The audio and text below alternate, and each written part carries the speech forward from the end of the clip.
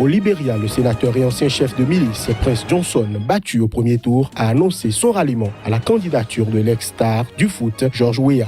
Le second tour aura lieu le 7 novembre.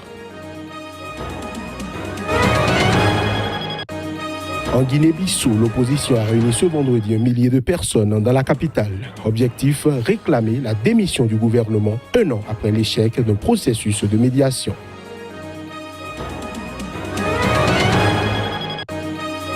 Après le verdict dans le cadre du procès des biens mal acquis, le pouvoir équato-guinéen a estimé ce vendredi que la condamnation du vice-président est un échec pour ceux qui voulaient déstabiliser le pays.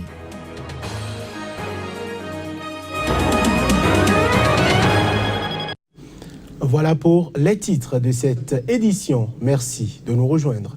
Les tractations en vue du second tour de la présidentielle au Libéria avancent. Le sénateur et ancien chef de milice pendant la guerre civile, Prince Johnson, battu au premier tour, a annoncé son ralliement à la candidature de l'ex-star du foot, George Weah. Le second tour aura lieu le 7 novembre prochain. Les images.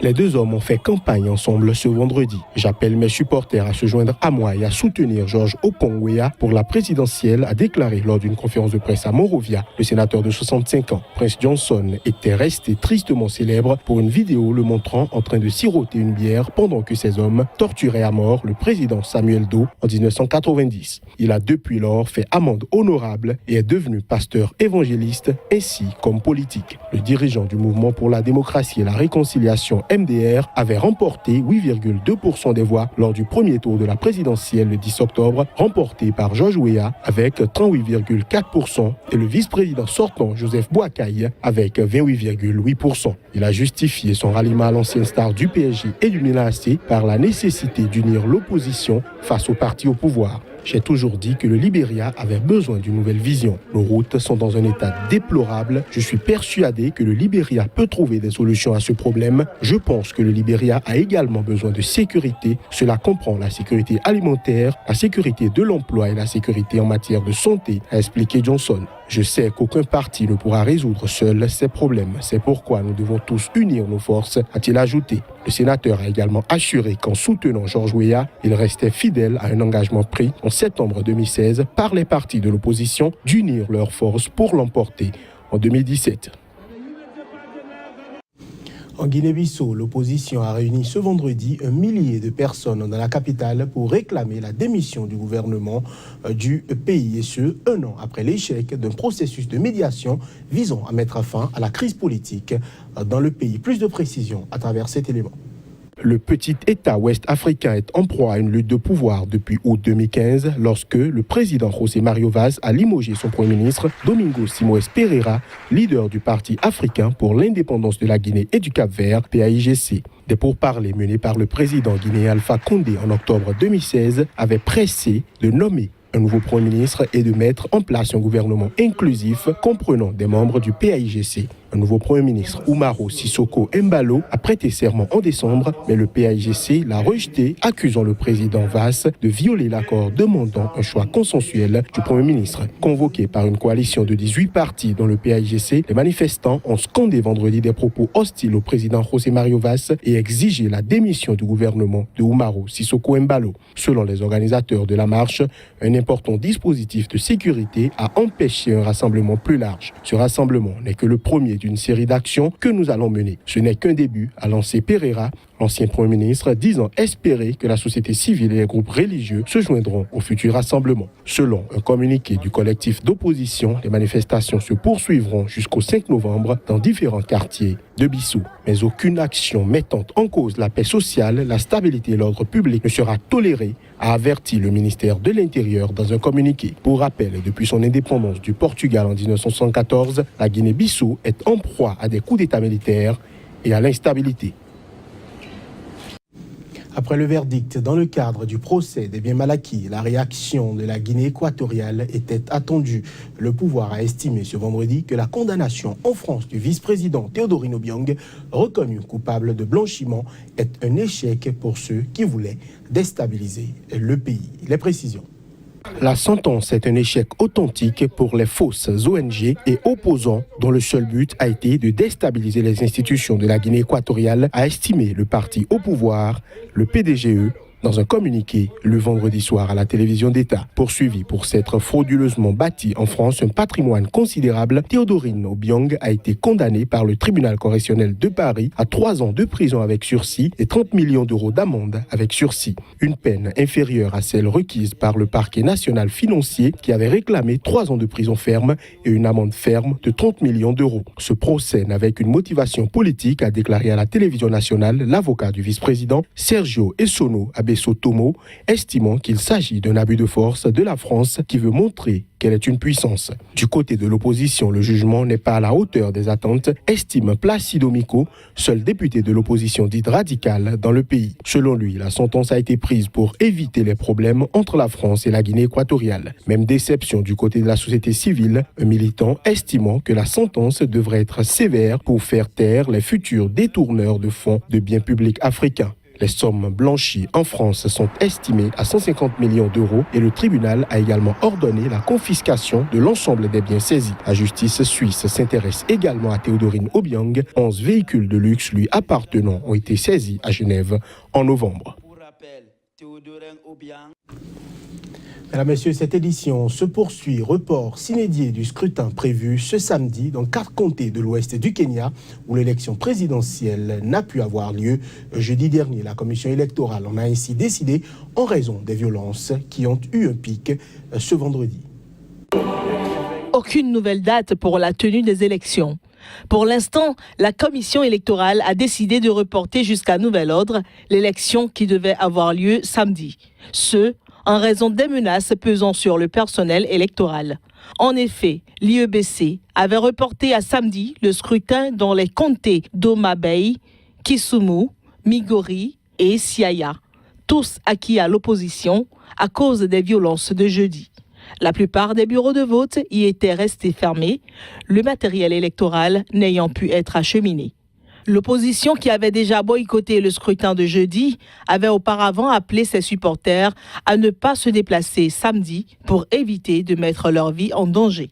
Le boycottage a montré que les prétendus chiffres et pourcentages avancés par Jubilee Uhuru Kenyatta étaient frauduleux. Uhuru a perdu les élections en août. Il a encore perdu cette parodie d'élection lors de laquelle il concourait en fait contre lui-même.